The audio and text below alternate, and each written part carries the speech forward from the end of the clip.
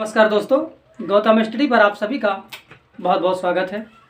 आज हम KVS TGT Hindi का पहला वीडियो आपके सामने लेके आए हैं, जो हमारे सिलेबस में है कि वह चिड़िया जो केदारनाथ अग्रवाल की यह रचना बसंत भाग 1 में जो सम्मिलित की गई है, हम उसको लेकर आपके सामने आए हैं।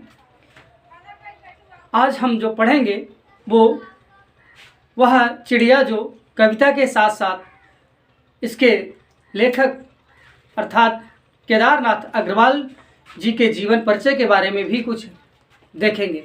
तो आइए आज की पहली क्लास हम प्रारंभ करते हैं। तो सर्वप्रथम सबसे पहले हम केदारनाथ अग्रवाल जी का परिचय देखते हैं, क्योंकि इन्हीं की रचना है वह चिड़िया जो।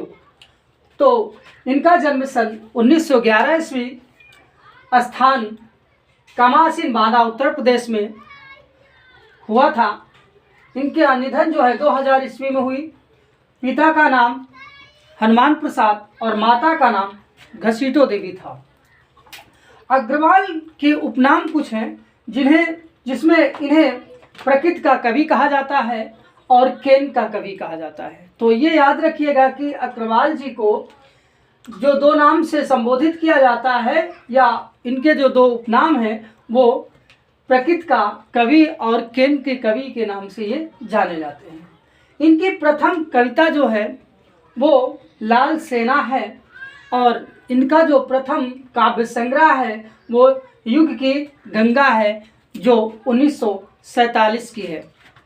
उसके बाद कुछ है हमने इनके प्रमुख काव्य संग्रह लिए हैं तो बहुत, लेकिन जो अक्सर एग्जामों में पूछे जाते हैं हम उन्हीं महत्वपूर्ण काव्य संग्रहों को सम्मिलित किए हैं। तो आइए देखते हैं। सर्वप्रथम जो है युग की गंगा 1947 ईस्वी की है। फिर नींद के बादल 1957। उसके बाद लोक और आलोक 1957। फिर उसके बाद फूल नहीं रंग बोलते हैं 1965। आग का आईना 1970। पंख और पतवार 1979। फिर उसके बाद है मेरी तुम 1981। ये जो रचना है मेरी तुम है, ये अपनी पत्नी की याद में इन्होंने लिखा था, क्योंकि इनका अपने पत्नी के प्रति बहुत स्नेह अर्थात लगाव था, इसलिए इस रचना का निर्माण उन्होंने किया था, है मेरी तुम का। उसके बाद समय के पथ पर 1981 है। फिर मार प्यार की थापें 1981 में। उसके बाद कहे केदार खरी खरी। असल में ये अपने बातों के बहुत खरी थे, इसलिए इनकी जो एक रचना है कि कहे केदार खरी खरी 1983 में रचित हुई। फिर उसके बाद अपूर्वा 1984 में है। फिर जामुन जल तुम 1984 में है। बोल बोल अबोल 1985 में। फिर उसके बाद जो सिलाएं तोड़ते हैं 1985 में। फिर उसके बाद आत्मगंध है 1988 में। आपने देखा है इन रचनाओं में सर्वाधिक प्रकृति से संबंधित रचनाएं हैं, इसीलिए इन्हें प्रकृति का कवि कहा जाता है। क्योंकि देखिए जैसे नींद के बादल, इसमें प्रकृति का है।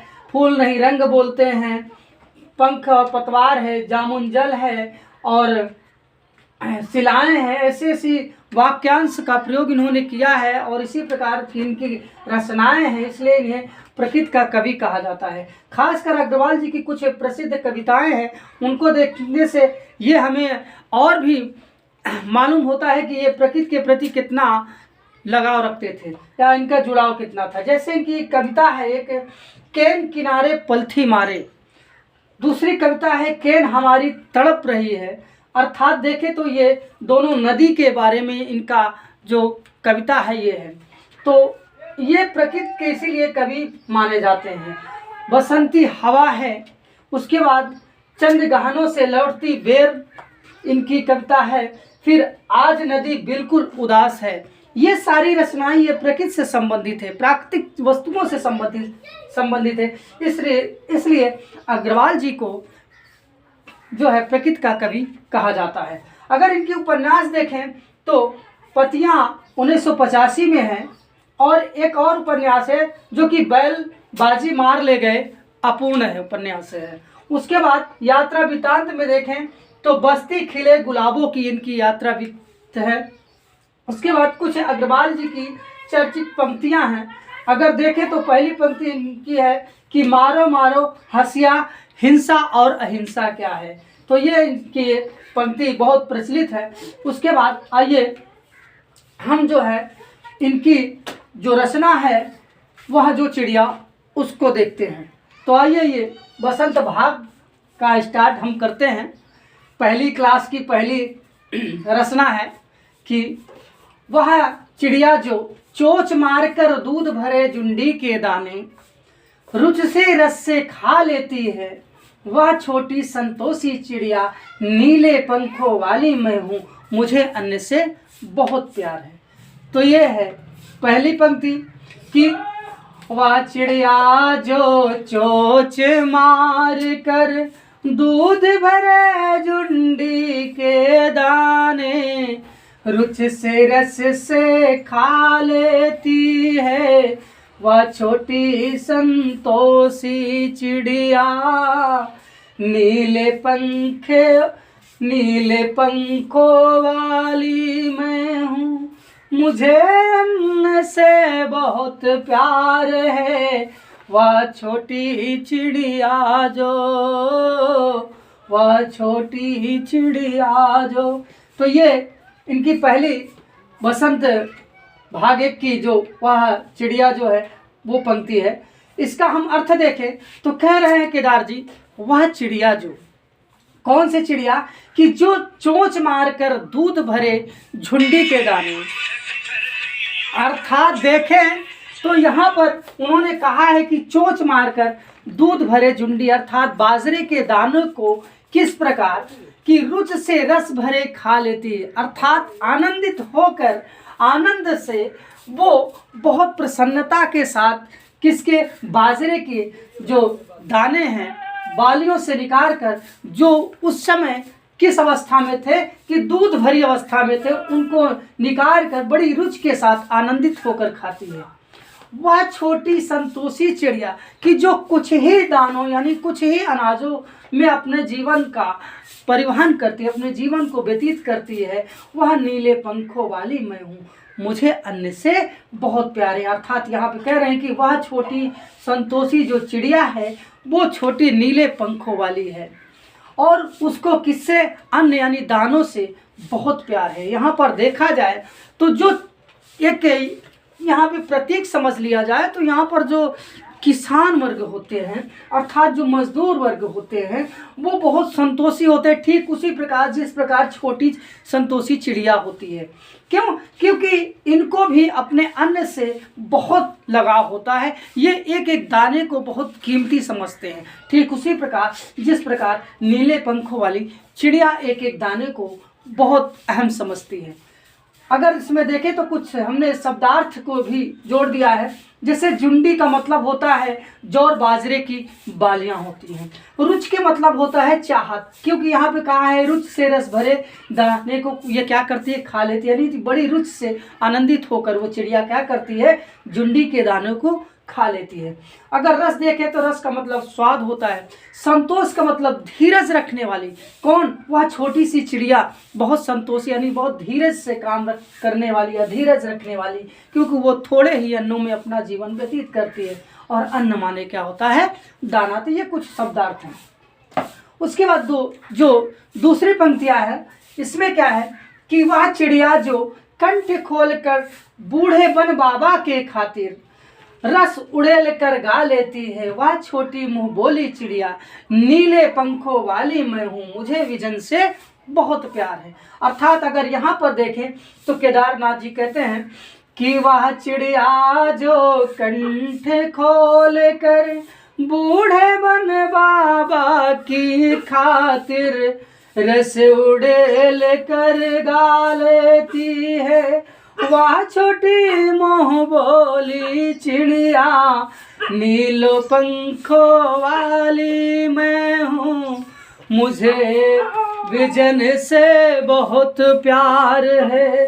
तो यहाँ पर केदारनाथ जी कहते हैं कि वह चिड़िया जो अपना कंठ खोलकर बूढ़े वन बाबा की खातिर, अर्थात पुराने जो जंगल होते हैं, वन होते हैं, वहाँ पर वो चिड़िया अपने भावुकता यानी खुले मन से अर्थात प्रसन्नता के साथ पूरा मुंह खोलकर, इन कंठ खोलकर मतलब होता है पूरे सुर के साथ क्या करती है, गा लेती है, रस उड़ेल कर गा लेती है। किस प्रकार, अर्थात आनंद होकर। अगर देखें तो सुर जो सुमधुर स्वर होते हैं, अर्थात एकदम सुरीले आवाज के साथ वो क्या करती है, अपने पूरे कंठ को खोलकर वो क्या करती है, गा लेती है। कौन, वह छोटी सी नन्ही चिड़िया, वह मुंह बोली चिड़िया। मुंह बोली का मतलब होता है जो चिर परिचित होती है, चिर परिचित मतलब काफ़ी समय से, काफ़ी दिनों से पहचानी जाने वाली वह छोटी चिड़िया, अर्थात लोगों के मुख में जो मुख या जुबान में रटी होने वाली चिड़िया। कौन, वह नीले पंखों वाली चिड़िया, जिसको किससे प्यार है, जिसको एकांत अर्थात कहें तो सुनसान स्थानों से प्यार है। वही चिड़िया क्या करती है कि वो अपने बूढ़े बाबा के यानी पुराने जंगलों के लिए भी खुलकर गा लेती है।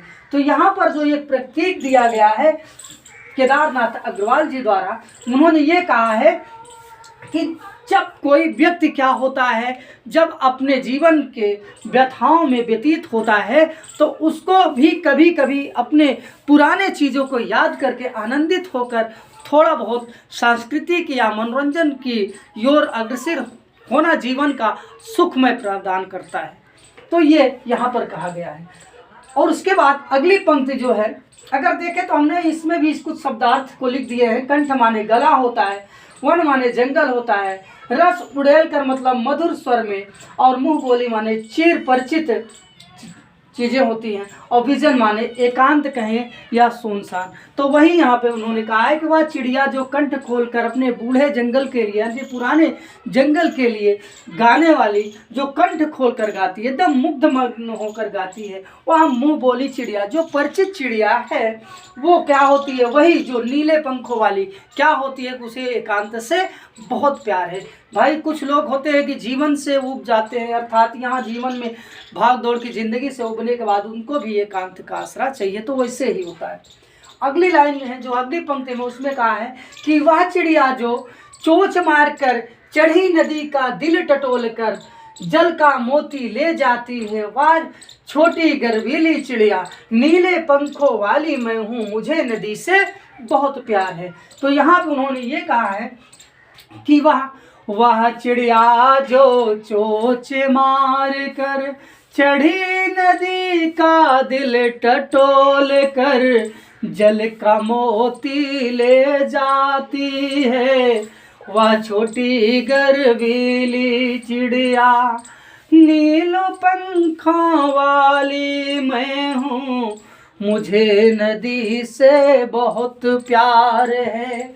यहाँ पर भी केदारनाथ जी कह रहे हैं कि वह छोटी चिड़िया जो, वह चिड़िया जो चोंच मारकर अर्थात चोंच से अपने चढ़ी नदी का दिल टटोलकर अर्थात नदी की गहराई का जो है मुआयना करने के बाद भी उसके अर्थात कहे तो वह नदी जो क्या कर रही है, उफान पे है, बढ़ी हुई है, बाढ़ में है, उस नदी से एक बूंद जल निकाल कर जल का मोती ले जाकर अर्थात एक बूंद जल अर्थात मोती के समान उस जल को लेकर वह छोटी गर्वीली चिड़िया यानी अपने को अभिमान भारी गर्व के साथ वह चिड़िया क्या करती है कि एक भरी हुई नदी होती है, उस नदी के उमान के जल से एक बूंद पानी निकाल लेती है।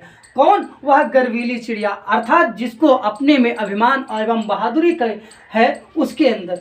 कौन, वो छोटी सी चिड़िया। कौन चिड़िया, नीलो पंख वाली, जिसे क्या है कि नदी से बहुत प्यार है। अर्थात अगर इस पूरी पंक्ति में देखा जाए, इस जो कविता में देखे जाए तो इसमें केदारनाथ अग्रवाल जी द्वारा प्रकृति का ही चित्रण किया गया है। हर लाइन में, हर पंक्ति में उनको प्रकृति से इतना भाव, इतना प्रेम शायद कहीं और किसी कवि में देखने को मिले, तो इसीलिए इन्हें प्रकृति का कवि कहा जाता है। और ये हमारी पंक्तियों का लास्ट पंक्ति का लास्ट शब्दार्थ है। यहाँ पे कहा है चढ़ी नदी का मतलब जल से भरी, उफनती हुई, अर्थात एकदम बाढ़ में पूरी नदी है, उस नदी से कौन वह छोटी चिड़िया चोंच मारकर एक मोती के समान जल को ले जाती है। जल माने पानी होता है। टटोल कर मतलब खोज कर, अर्थात नीचे यहाँ पे कहा है कि दिल को टटोल कर अर्थात उसकी गहराई को खोज कर, नाप कर, भाप कर वो क्या करती है, एक बूंद मोती के समान जल को ले जाती है। कौन? वह अभिमानी चिड़िया जो क्या है कि नीलो पंखों वाली है, जिसको नदी से बहुत प्यार है। एक चीज़ आप जान लीजिए, इस रचना में यानी अर्थात इस कविता में हर जगह एक चीज़ आपको मिला होगा, नीले पंखों वाली। अर्थात पूरी कविता पढ़ने के बाद इसके शब्दार्थ को यानी इसके व्याख्यान को करने के बाद भी आपको नहीं पता चलेगा कि वह नीले पंखों वाली चिड़िया कौन सी है। बहुत विद्वानों ने इसमें तर्क लगाए हैं कि वो शायद चिड़िया कौन सी हो सकती है। नीलकंठ को भी इसमें प्रदर्शित किया गया है। एक चिड़िया और आती है, छोटी सी होती है, बहुत नीले चमकीले वाली होती है, उसको कहा गया, लेकिन केदारनाथ जी द्वारा इसमें कहीं भी प्रदर्शित नहीं किया गया कि वह चिड़िया कौन सी है। तो आई होप आपको यह वीडियो कैसा लगा आप कमेंट पर अवश्य बताइएगा। मुझे आशा है कि आपको यह क्लास अच्छी लगी होगी।